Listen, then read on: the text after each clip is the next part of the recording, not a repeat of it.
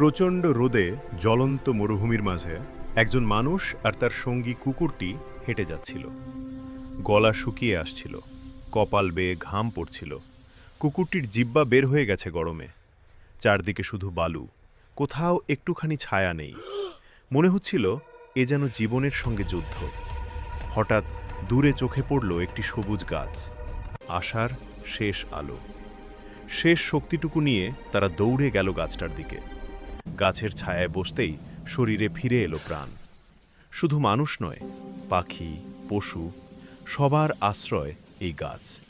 তখনই বোঝা গেল, একটা গাছ শুধু ছায়া দেয় না, একটা গাছ জীবন বাঁচায়।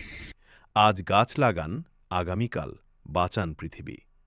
ভিডিওটি যদি ভালো লেগে থাকে তাহলে লাইক দিন, কমেন্ট করুন আপনার মতামত এবং সাবস্ক্রাইব করতে ভুলবেন না। আরও শিক্ষণীয় গল্পের জন্য সঙ্গে থাকুন।